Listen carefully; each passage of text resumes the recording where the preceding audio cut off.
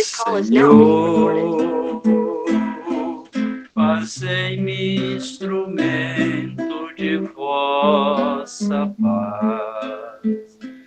Onde houver ódio, que eu leve o amor. Onde houver ofensa, que eu leve o perdão. Onde houver discórdia, que eu leve a união. Onde houver dúvida, que eu leve a fé. Onde houver erro, que eu leve a verdade. Onde houver desespero, que eu leve a esperança. Onde houver tristeza, que eu leve a alegria. Onde houver trevas, que eu leve a luz. Ó Mestre, fazei que eu procure mais consolar que ser consolado, compreender que ser compreendido, amar que ser amado, pois é dando que se recebe, é perdoando que se é perdoado, e é morrendo que se vive para a vida eterna.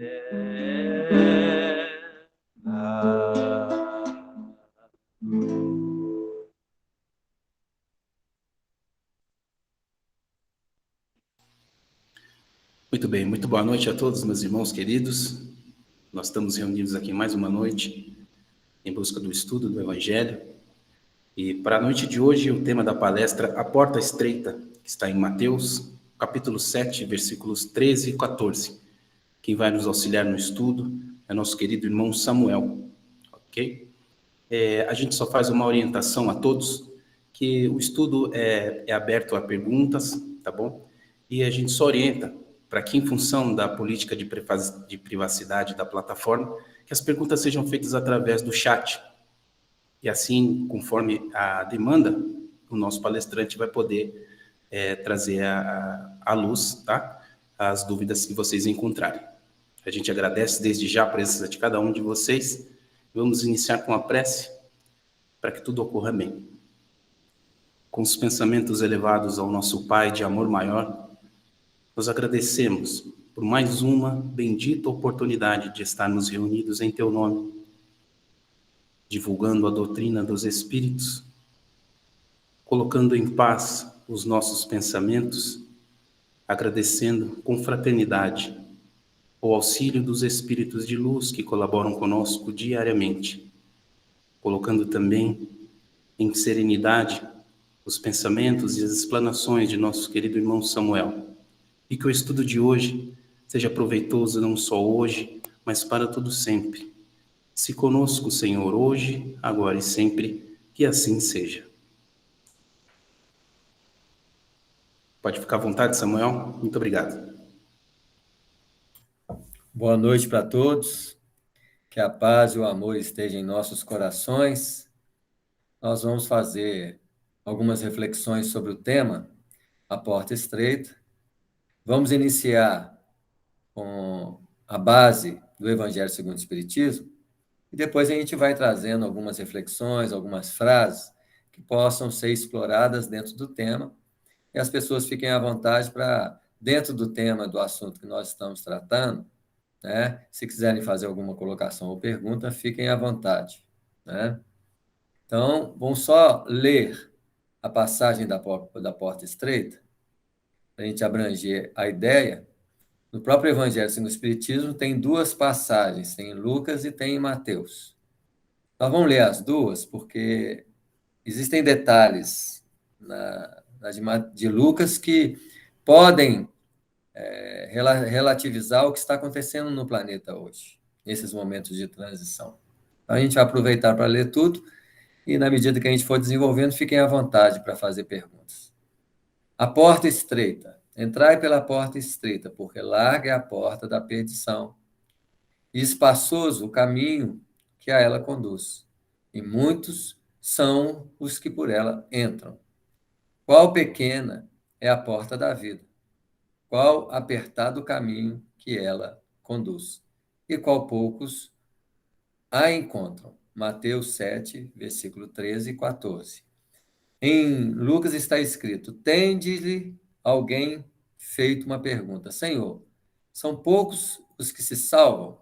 Respondeu-lhe ele: Esforçai por entrar pela porta estreita, pois vos asseguro que muitos procurarão transpô-la e não a poderão.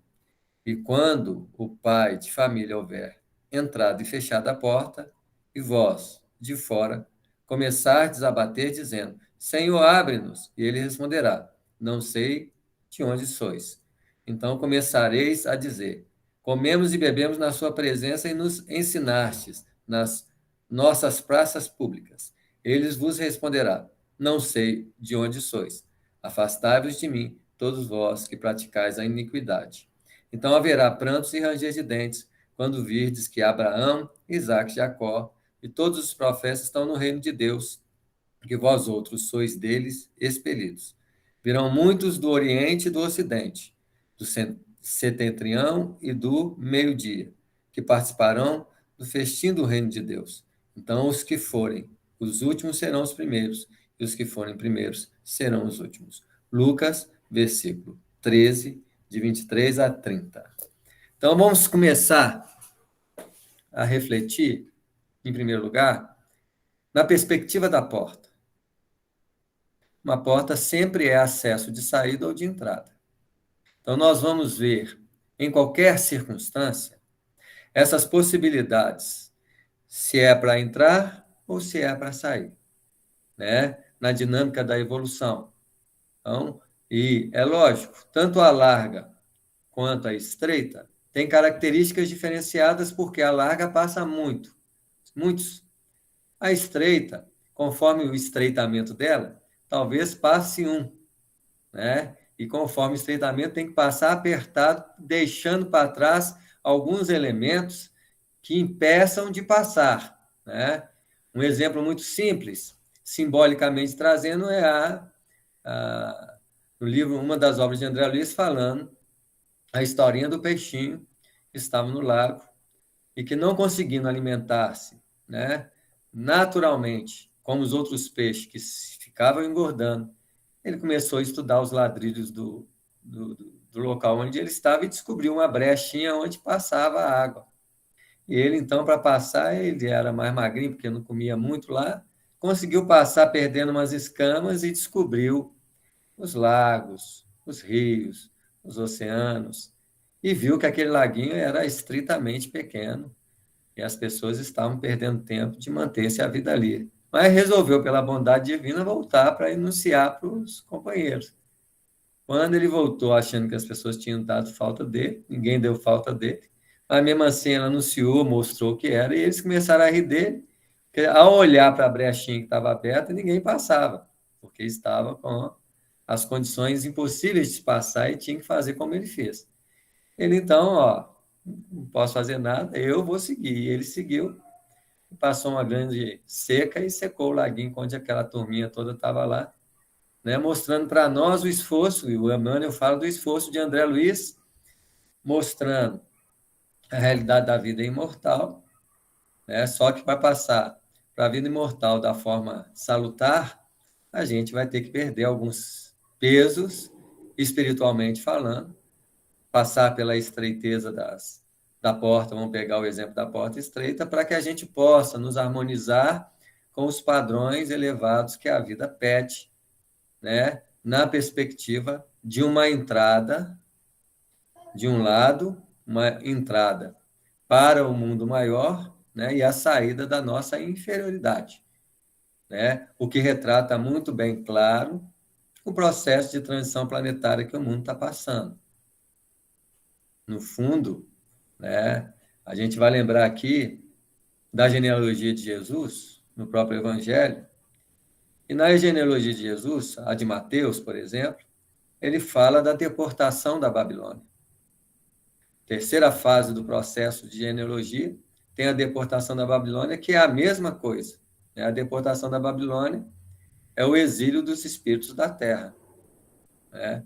Que são convocados a um processo de aferição de valores, não tendo as condições, eles são, né, deportados do planeta para serem introduzidos a um novo planeta, né? E ali nós vamos ver, simbolicamente, na genealogia de Jesus, as 3 fases anteriores, retratando as 3 revelações, retratando os 3 estados de evolução que está na hierarquia da doutrina espírita, né?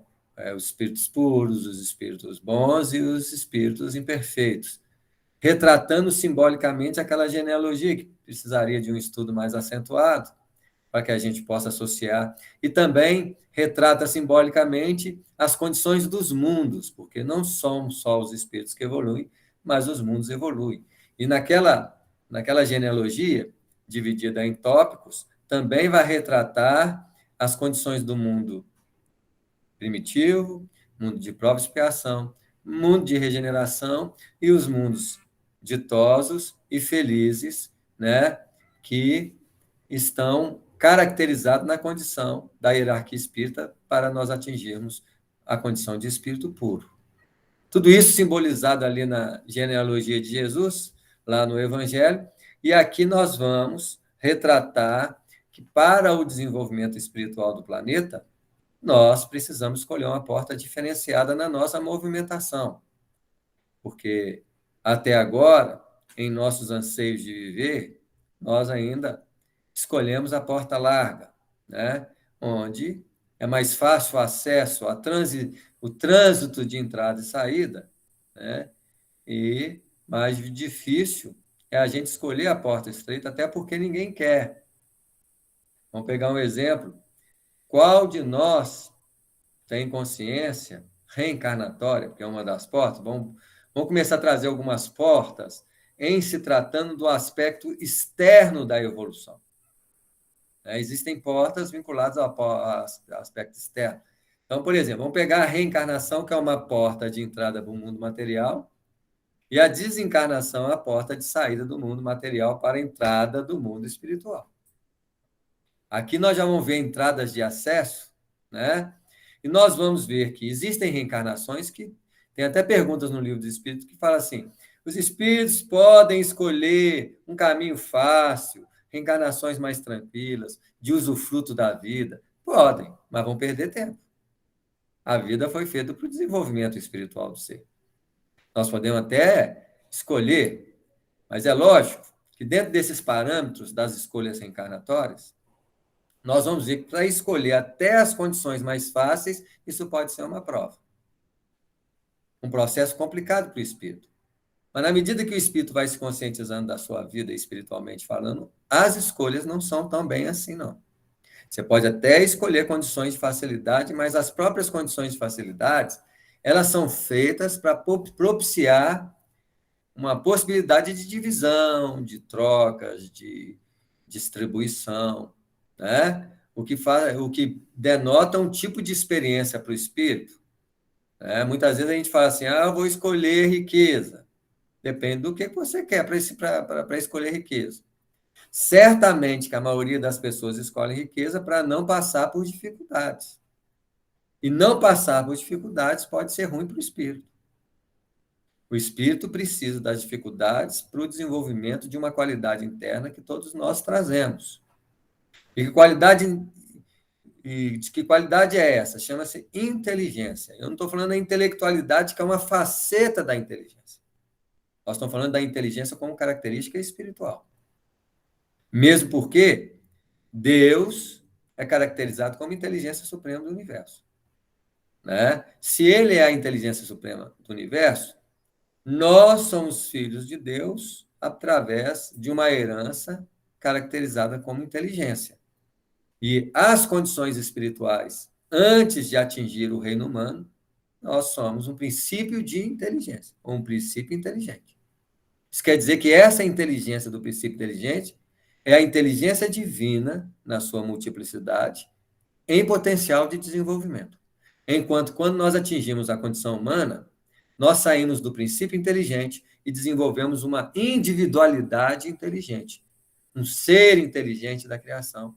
E esse ser inteligente não quer dizer inteligente na característica da intelectualidade, que novamente, é uma faceta, mas uma inteligência abrangente, que, por exemplo, hoje, pelo desenvolvimento da mente humana, nós já sabemos que tem a inteligência intelectual, que antes era chamado de QI, né? Assim, tem o coeficiente de inteligência.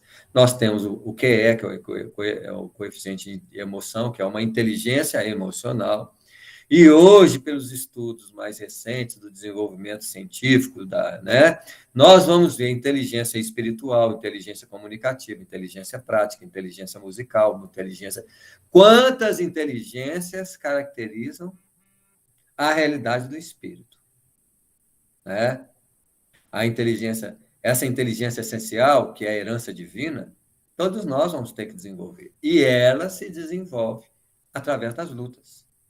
Né? Se não fosse, por exemplo, as dificuldades climáticas, as dificuldades generalizadas que a vida apresentava para o homem da caverna, ele não teria desenvolvido o que hoje temos, casas, construções, que nada mais é do que o desenvolvimento dessa inteligência. Na perspectiva de construção, inteligência racional, inteligência de engenharia. Né? Para vocês verem, 50 anos atrás, você foi fazer uma universidade, o número de cursos era extremamente limitado. Um engenheiro talvez fazia todos os cursos de engenharia, num único curso. Né? Hoje não, você vai fazer um curso, é tão fragmentado. Né? Você vai fazer medicina. Se o médico escolher os olhos, ele vai ser um ótimo médico dos olhos, mas não peça para ele falar da medicina do coração, que ele teria que fazer uma outra especialidade. Para a gente ver a abrangência da inteligência. Mesmo as inteligências específicas, você nota que ela tem uma abrangência muito grande para desenvolver, porque o espírito é a inteligência essencial. E essa inteligência precisa ser desenvolvida através das experiências. Basta ver que no livro dos Espíritos perguntou, os espíritos são criados simples? Sim, ignorantes. Falta-lhes experiência. Por quê? A experiência faculta o desenvolvimento da inteligência espiritual. E esse potencial de inteligência não é só numa encarnação que nós vamos. Então, quantas portas de entradas e saídas, nascer, morrer, renascer, para desenvolver, quantas nós vamos entrar e sair para desenvolver o potencial do espírito? Né?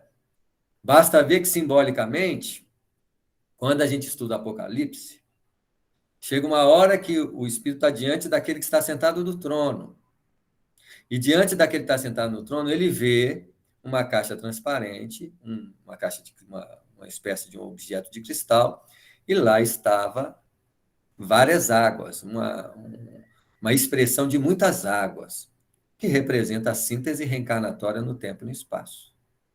O espírito que assentou na condição de espírito puro, ele tem diante de si todas as experiências que é favorável ao seu desenvolvimento para tornar um espírito puro, através das múltiplas reencarnações. Basta ver que Jesus, por exemplo, não reencarna mais, ele nasce. Ele nasce sem a necessidade de desenvolvimento no plano material, porque ele é um espírito puro. Né? E um espírito puro, ele já nasce missionário. Ele é um habitante do cósmico, sua casa é o universo, não é igual a gente que ainda, por exemplo, é um espírito planetário. Um espírito planetário circunscrito ao planeta ainda, porque nós não temos autoridade nem de visitar um outro planeta com as nossas condições morais. Basta ver que quando o homem pisou na Lua, em 1969, era para ter se estabelecido um processo de regeneração, de uma limpeza espiritual.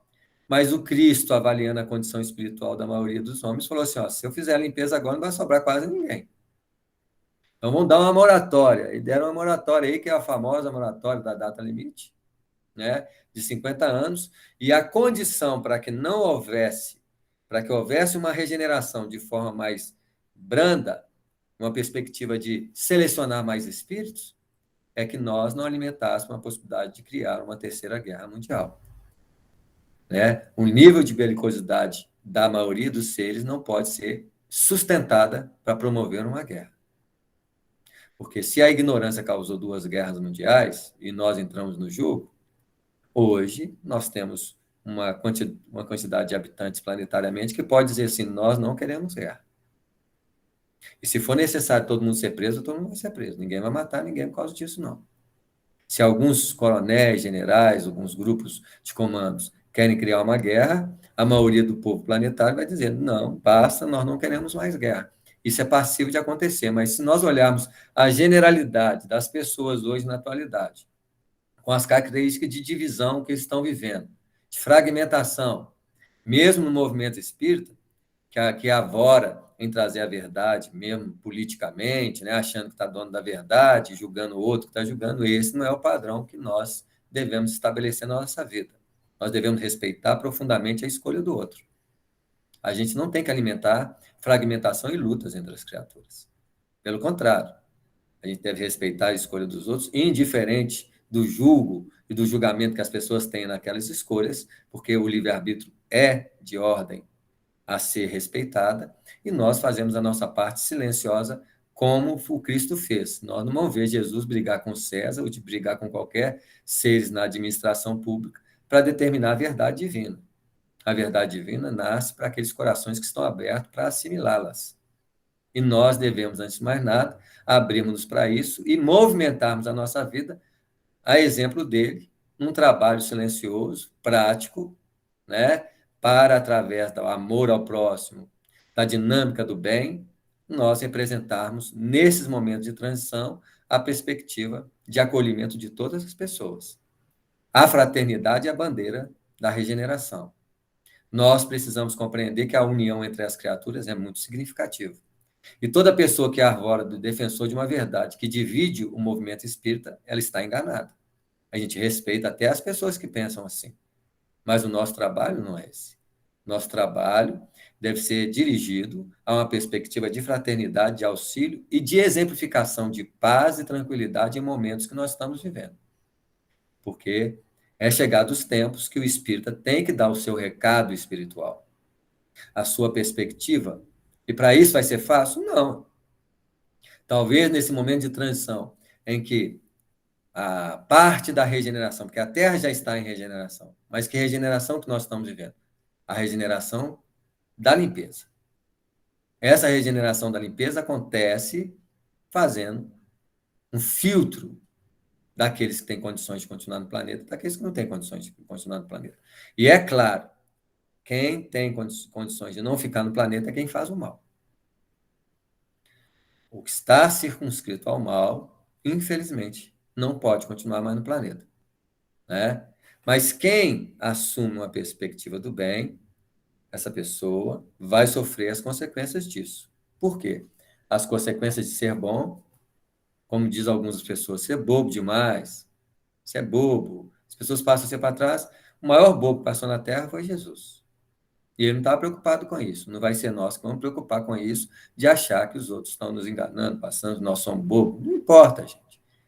Quem tem comprometimento com o bem, não preocupa com essas coisas. Tá claro isso, gente? Então, nós precisamos compreender, né, a necessidade de nossa postura íntima. Eu não vi a pergunta. Podia voltar aí para mim a pergunta? Será que alguém consegue postar a pergunta? Leandro, você A conseguiu pergunta visualizar? é... Eu vi, mas ela saiu muito rápido. Sim. A pergunta é, Samuel, você considera a dificuldade de perdão como impeditivo a essa evolução da qual falamos? Essa evolução, a dificuldade de perdão é uma característica que a pessoa, porque a dificuldade de perdão, ela só não pode prejudicar a possibilidade de você, com o não perdão, desejar mal para o outro, ou querer vingar-se, ou querer...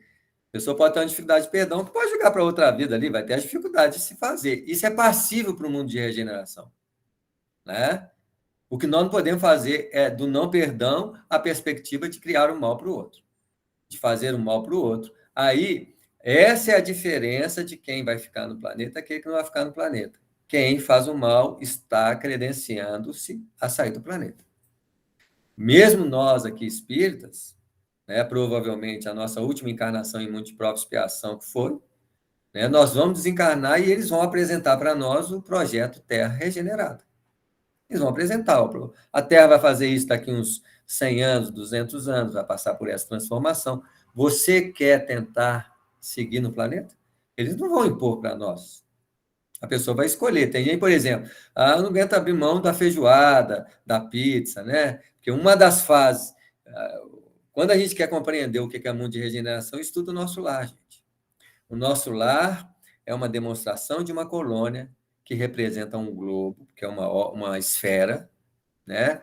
Essas esferas são formadas por cidades espirituais em cima de todas as cidades materiais do planeta. Isso quer dizer que ela é o planeta Terra melhorado. Então, se eu quero compreender que é o mundo de regeneração, estude as colônias espirituais. Estudando as colônias espirituais, como ela funciona, é assim que vai ser o planeta regenerado, em processo de regeneração. Então, e a primeira coisa que eles fizeram para aumentar o padrão vibratório de espiritualidade da colônia nosso lar foi mexer na onde? Mexer na alimentação. Então, tem gente que fala assim, mas eu não dou conta. Então, você tem que escolher. Só que você vai lá para o planeta, que eles chamam de planeta novo, chupão, não importa o nome, só que você não vai ser exilado. Você vai ser um cooperador. Já que você não consegue desprender da comida, você vai lá criar a ciência da comida. Você vai lá criar a nutrição,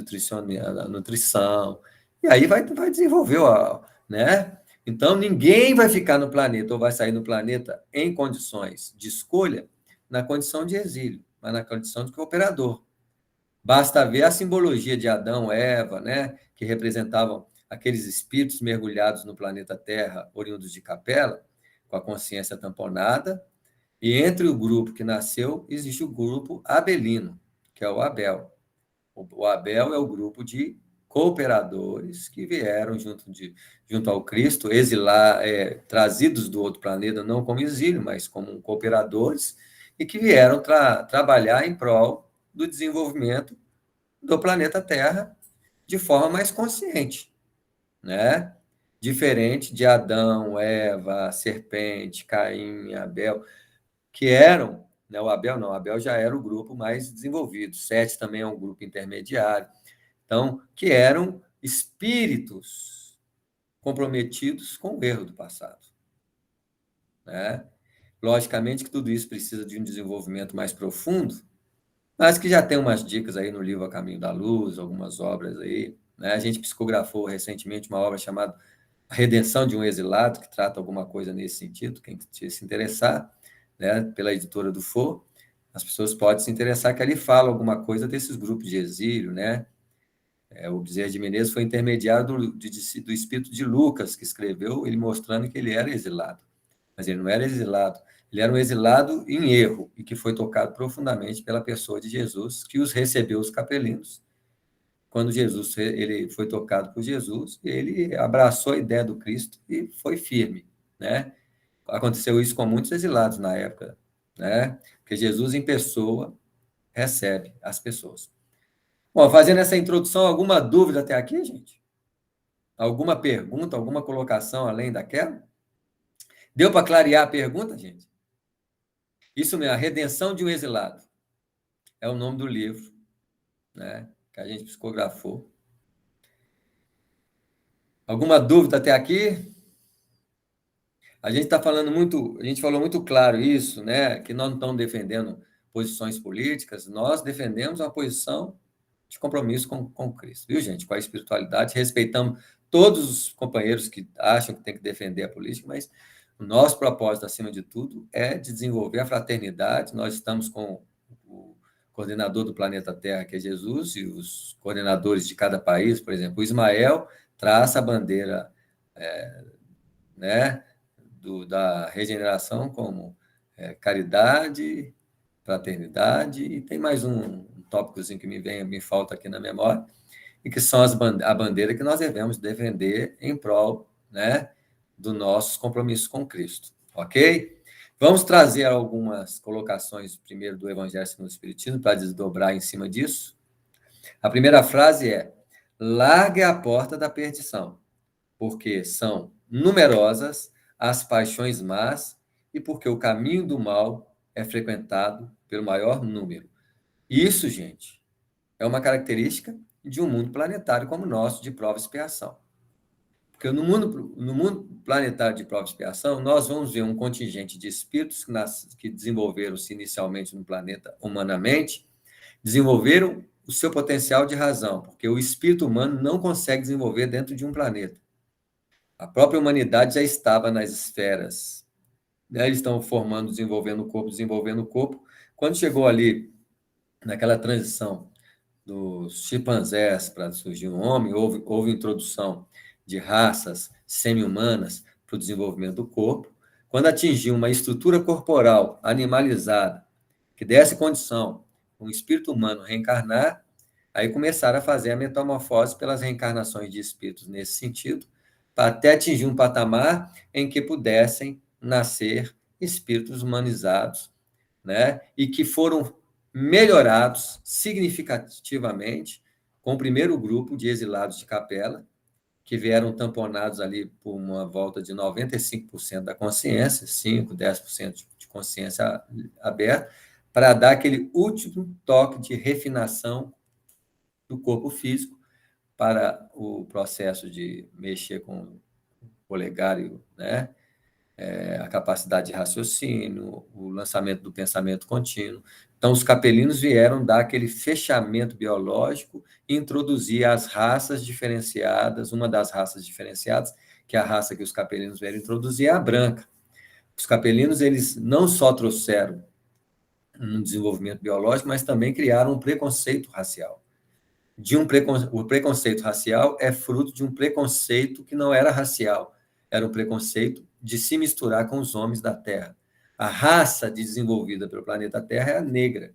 Então, o corpo físico foi estabelecido, eles trouxeram a raça branca, alguns planetas vieram os orientais, a raça amarela, para fazer uma miscigenação de raças do planeta Terra e aperfeiçoar o corpo. Mas os capelinos e esses espíritos exilados, eles tinham um preconceito do homem da Terra, que se transformou no desenvolvimento evolutivo com preconceito racial, que não tinha nada a ver uma coisa com a outra, mas tinha um preconceito de se misturar com o homem primitivo, que eles achavam o homem primitivo muito primitivo. Eles achavam até que era muito primitivo, que eles criaram, por exemplo, a teoria da paleogenesia, reencarnação, metapsicose. A metapsicose, eles achavam que eles nasciam num corpo tão denso que eles achavam que voltaram a ser animal. Mas eles não voltaram a ser animal. Eles voltaram num corpo humano animalizado, que a sensação era como se eles tivessem nascido como animal. E trouxeram essa teoria de metapsicose.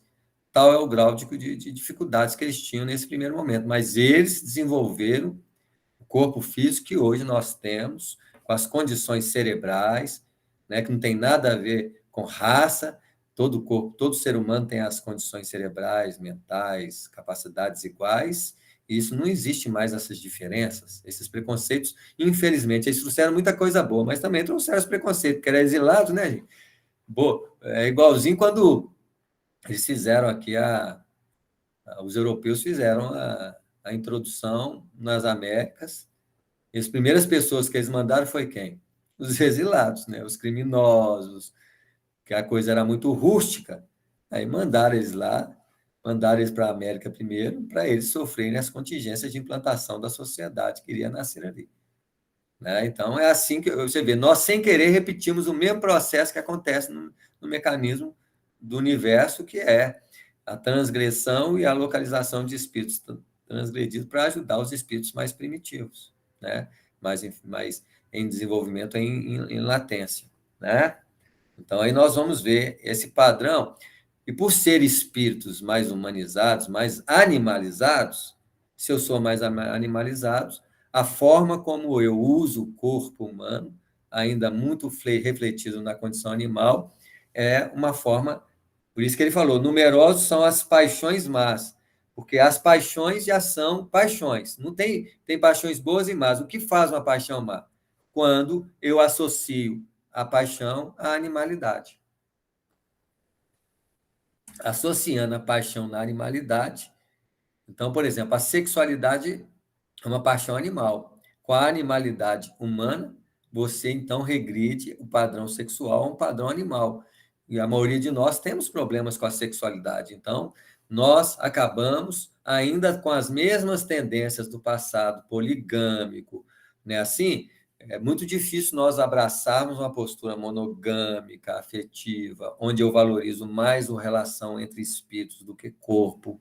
Então, nós vamos ver aí a luta de aferição, de desenvolvimento das criaturas nesse sentido, né? Onde ainda predomina mais a perspectiva das sensações, aí nós vamos ver o descomprometimento sexual, né? Muitos companheiros fazendo a poligamia aí, a solteira direito, tudo isso ainda cabível às lutas de educação espiritual, né?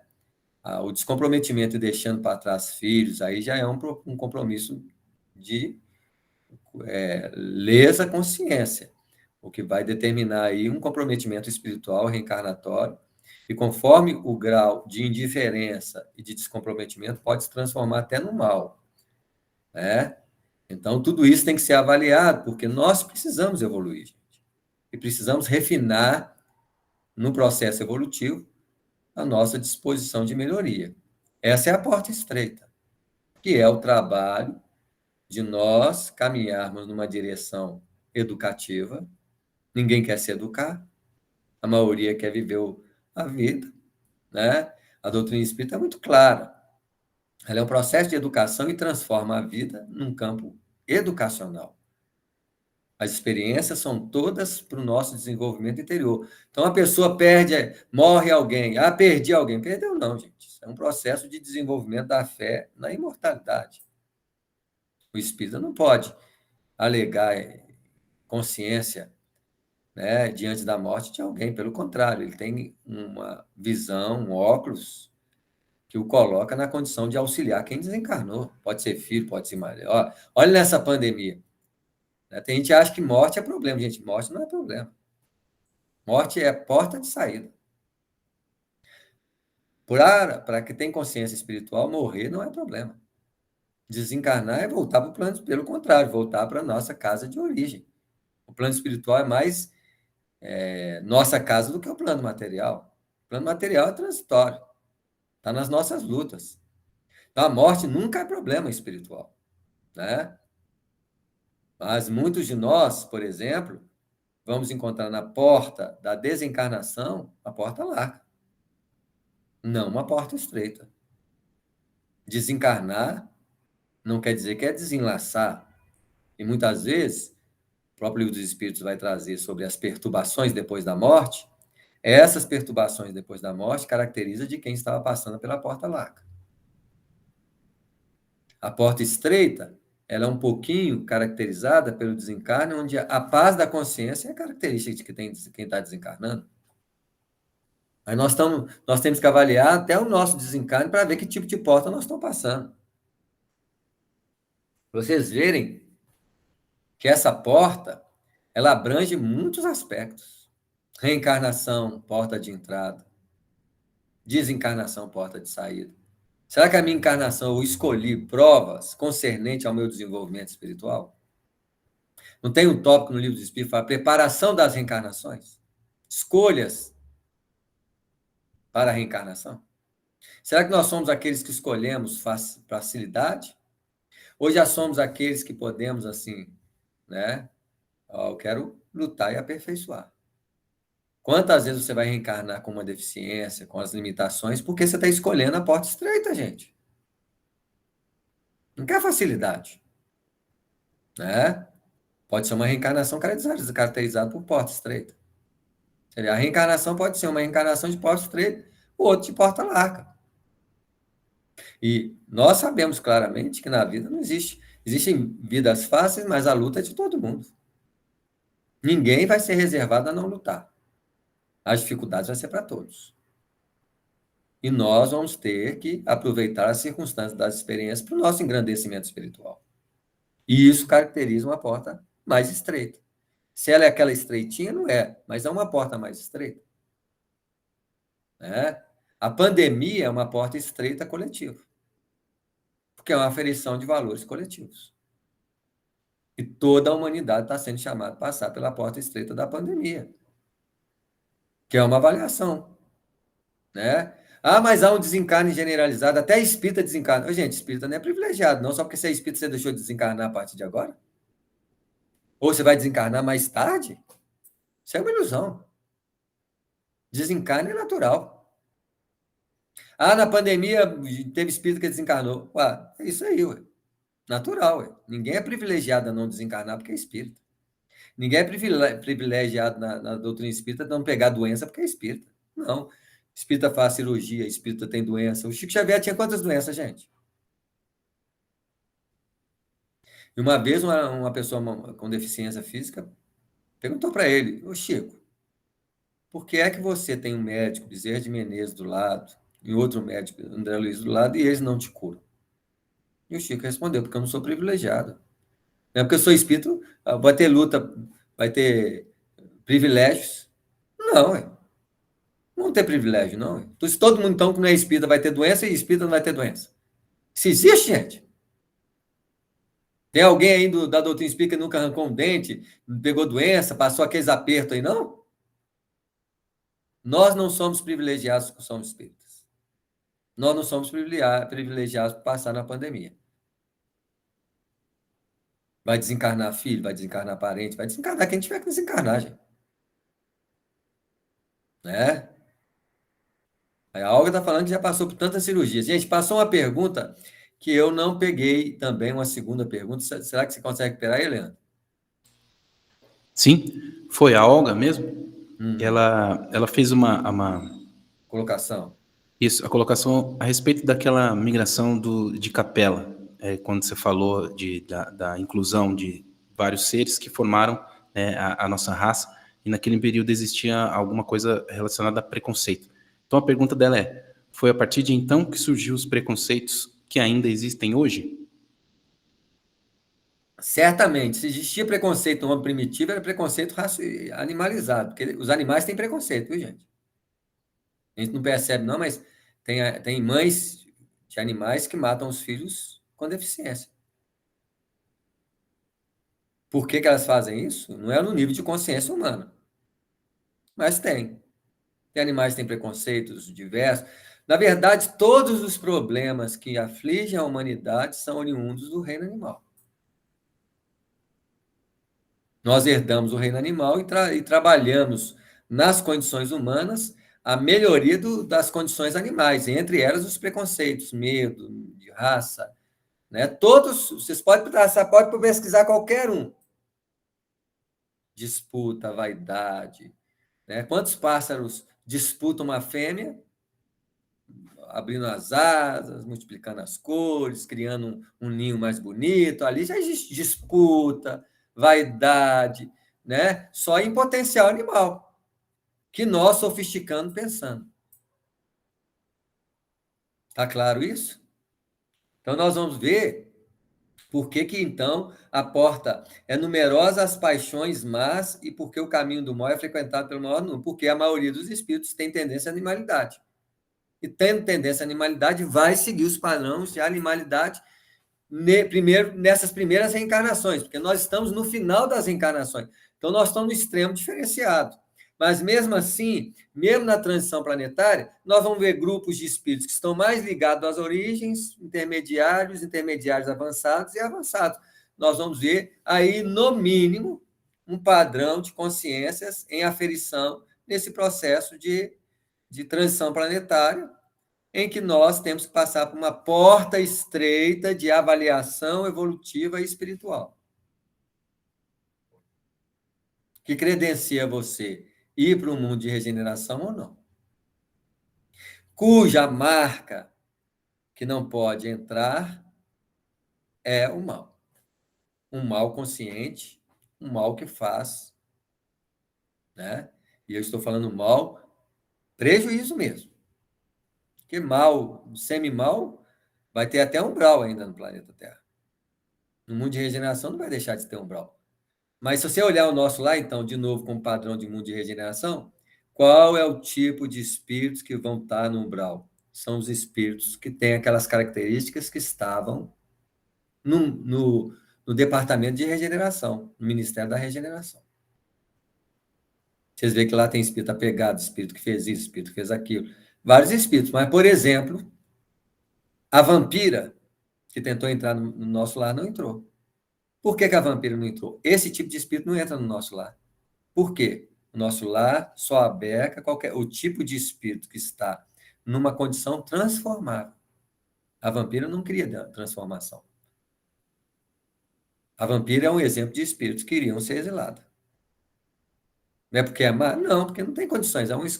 A Terra é uma escola que está saindo de um padrão de jardim para o primário, sei lá, ou depois de jardim lá, não sei como é que chama hoje.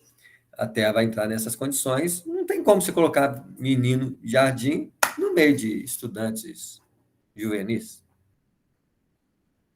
Não é por maldade, é por seleção. Então, um dos tipos de espíritos que não vão ficar no planeta são espíritos muito infantis, não tem condições de acompanhar. Então, eles vão para um planeta concernente à evolução deles. E vão chegar lá naturalmente. Dos exilados, por exemplo, nós tínhamos os hindus, os reencarnacionistas, os que tinham ideia de espiritualidade, os egípcios que têm condição têm consciência reencarnacionista, mais científicos, mais técnicos. Nós tínhamos os judeus que tinham a fé no padrão de consciência, né? E tínhamos os arianos, que eram os mais terra-terra, os mais ligados ao mundo.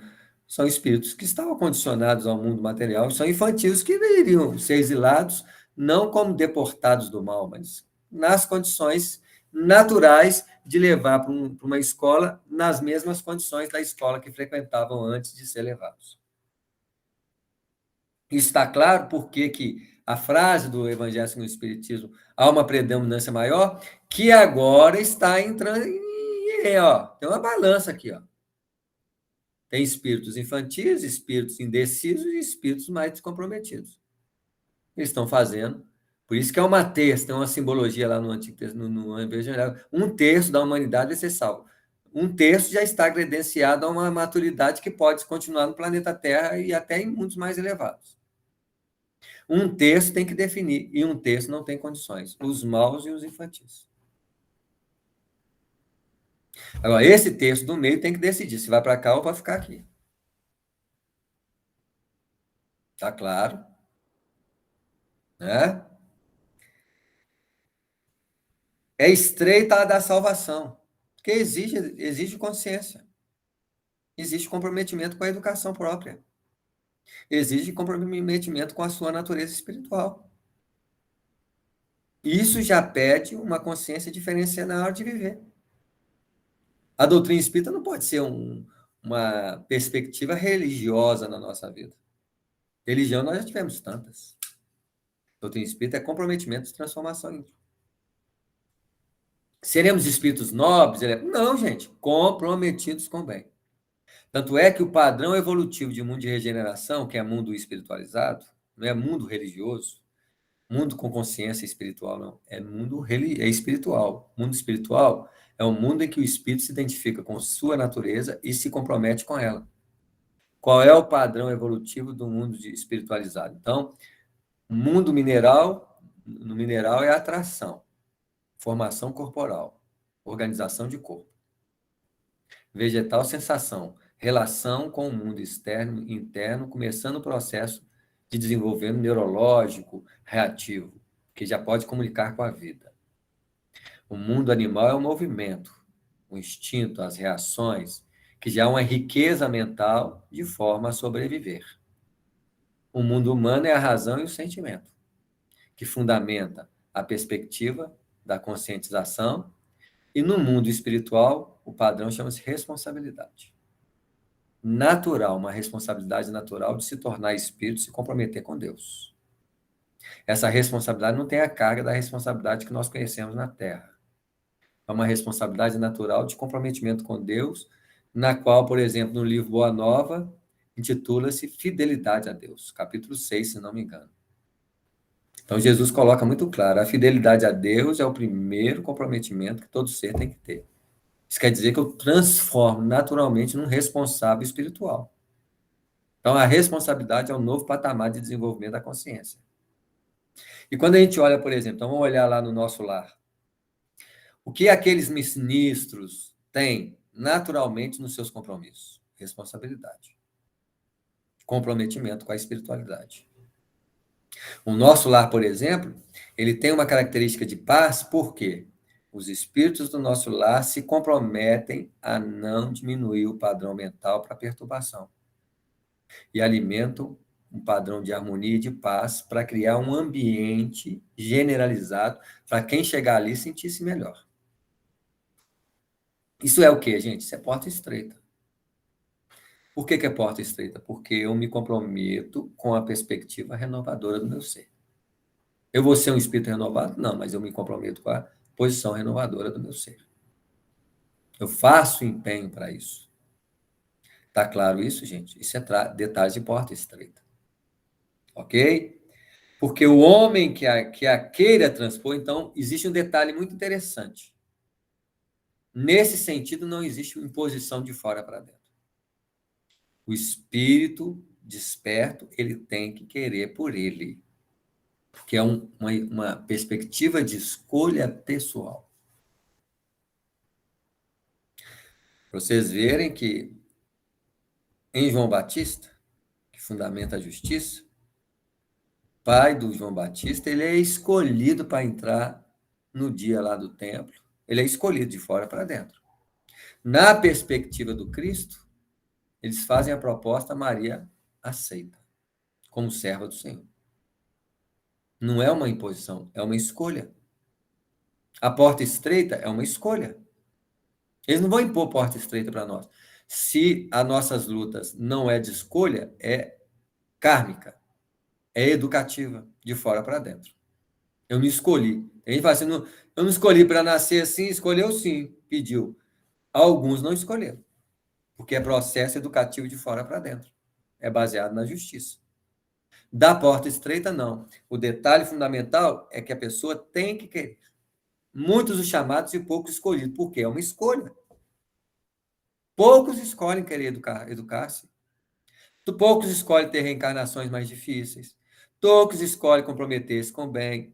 Por exemplo, a gente psicografou um livro de André Luiz chamado O Futuro Espiritual da Terra, que nas décadas de 60, 70, 80, as colônias espirituais, tanto quanto o nosso lar, fazem uma convocação generalizada em todas as colônias para um nascimento coletivo, para exatamente passar para os dias que nós estamos passando, que é os dias de transição.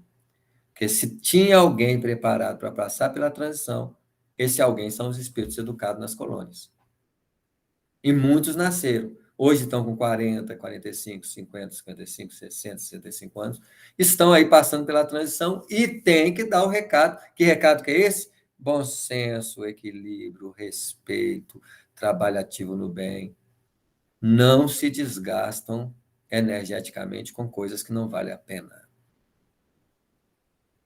Se compromete com Cristo e com a espiritualidade. Não são espíritos extraordinários, não, mas são espíritos comprometidos com o bem. São espíritos comprometidos com a doutrina. E tem que fazer a sua parte. Somos perfeitos? Não, vamos escorregar, mas nós estamos firmes ali, ó. Firme. Na proposta do bem. Tá claro isso, gente? Né? Queira transpor, deve fazer grandes esforços sobre si mesmo. O esforço não é externo. A gente já fala de esforço como se fosse externo. Não, esforço sobre si mesmo. A porta estreita, mais profunda, é a porta em que eu entro para dentro de mim e preciso fazer uma melhoria íntima. E preciso entrar para dentro e olhar minhas imperfeições e melhorá-las. Essa é a maior porta estreita. Que é fácil. Fazer o trabalho no centro espírita, isso não é tão estreito assim, não, gente. Mesmo que você sofra agressões, críticas, tem essa luta. Mas a maior porta estreita é aquela em que eu tenho que entrar para dentro, observar minhas tendências. O verdadeiro espírito é aquele que luta com as suas más tendências. Está claro isso? Então, existem portas estreitas na reencarnação, na desencarnação. Quantas portas estreitas existem? Mas a porta estreita fundamental é a porta que eu tenho que entrar para dentro, observar. O Livro dos Espíritos tem a questão 919. Olha as suas imperfeições todos os dias, né? E aí, aos poucos, a gente vai fazendo um trabalho de autoconhecimento. A porta estreita, autoconhecimento. O autoconhecimento é a marca fundamental da regeneração. Porque a regeneração começa com o esforço pessoal que eu tenho para empregar, como ele diz aí, ó, grandes esforços sobre si mesmo na luta contra as nossas más tendências, para vencer as más tendências. A colocação é muito clara do Allan Kardec, que é a definição dos verdadeiros espíritas. Poucos são os que se resignam com isso. Nós estamos chegando a 8h55, a gente passa, fala, o tempo chega rápido. Mas eu vou abrir esses 5 minutos finais aí para, se tiver alguma dúvida, alguma pergunta, a gente quis trazer algumas reflexões sobre porta estreita, está aí as nossas perspectivas de reflexões, mas a gente tem que estudar muito ainda, viu, gente? Eu volto a palavra aí para os coordenadores, aí fica à vontade na forma de conduzir as coisas aí.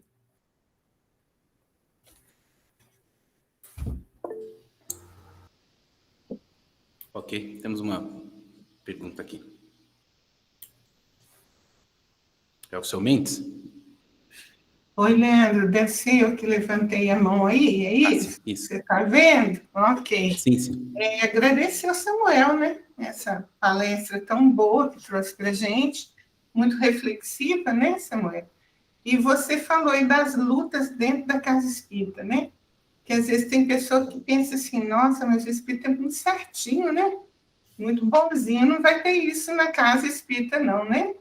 E aí, Samuel, será que tem? E tem muito. Se o Colégio de Jesus, o Apostolado de Jesus tinha, imagina a casa espírita. As dificuldades eram as mesmas, e são as mesmas, na nossa luta de edificação interior. Eu lembro muito daquela história do grupo perfeito. Você lembra dela? Né? Então, minha irmã, uma companheira que queria fundar um grupo perfeito, e aí convida o mentor da casa, né, para ser o mentor desse grupo, e ele fala, eu não tenho essa condição, não. Eu tenho muita imperfeição ainda, né? E aí ela pergunta para ele, mas o senhor sabe de algum grupo, né? Ele fala para ela, só o grupo de Nosso Senhor Jesus Cristo, né? Porque enquanto a gente vê aqui na Terra, nós vamos estar em lutas. Mas essa necessidade de olhar para dentro da gente, igual você colocou, né, Samuel? Tão necessário. Nós, enquanto membro familiar, enquanto trabalhador de uma empresa, enquanto vizinho, enquanto membro inserido na sociedade, né? Como que eu sou com o meu vizinho, com o meu familiar, com o meu colega de trabalho, quem eu tenho sido. Então, esse convite é igual você falou, uma porta muito estreita mesmo, porque não é fácil. Quando a gente quer olhar de verdade para dentro da gente, não é? Tipo assim, eu preciso tirar essa máscara aqui, eu não sou tão boazinha assim quanto eu penso que eu sou, não é, Samuel? O que você acha disso? Isso mesmo. E é o maior trabalho da porta estreita, melhorar a nós mesmos. Ok, Samuel, tem uma pergunta aqui do... Isso, você conseguiu visualizar aí? Não, passou rápido. Tá, vamos lá então. Ele trouxe questionamento sobre se você saberia nos informar onde se encontra a citação de que 1/3 serão salvos. Isso são passagens bíblicas, né? Eu não sei dizer agora corretamente onde está escrito lá, mas há uma aferição de valores lá, divididos lá em números lá, que padroniza 1/3, mais ou menos, de espíritos já credenciados a continuarem no planeta Terra, né? Os escolhidos lá, mas que simbolicamente representam uma purificação natural do processo evolutivo dos espíritos de um planeta. Muito natural, porque um planeta recebe vários níveis de consciência, algumas consciências no processo de evolução vão chegar num estágio que não consegue desenvolver, a não ser em outra escola, com as mesmas condições, né? E alguns espíritos podem tendencionar a caminhar, outros vão querer ficar por conta própria, então uma parte deles vão para lá sem ser exilados, e alguns vão seguir com os grupos dessa terça parte que já se movimenta com mais consciência dentro do nível de evolução. Muito bem. Pois é, meus amigos, então a gente vai chegando ao final de mais uma, né? Mais uma reunião. Nós agradecemos de coração a participação do Samuel Gomes, que nos trouxe, né, colaborou conosco de forma tão brilhante por esse rico manancial de sabedoria. A gente sabe que amanhã, com esse estudo de hoje, com certeza amanhã a gente já vai amanhecer com um discernimento já renovado. A gente agradece, Samuel. Cristina, você gostaria de fazer a prece final? Faço sim. O seu Mendes vai tocar mais um hino? Sim. Porque o violão estava parado, você viu, né, Leandro? O violão está pedindo mais uma, né? Não é? Com certeza.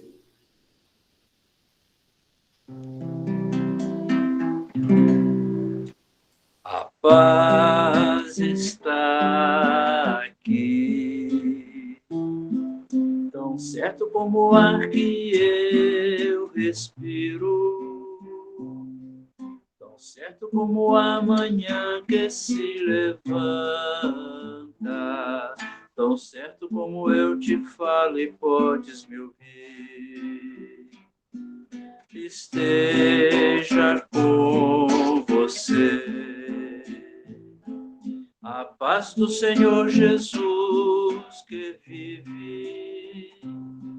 Desejo de coração a você, meu irmão.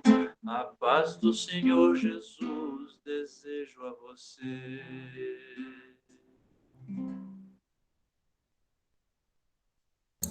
Senhor Deus, nosso Pai, Jesus, mestre amado e querido amigo, espiritualidade amiga, agradecemos, Senhor, a todos por todo o amparo que recebemos nessa noite.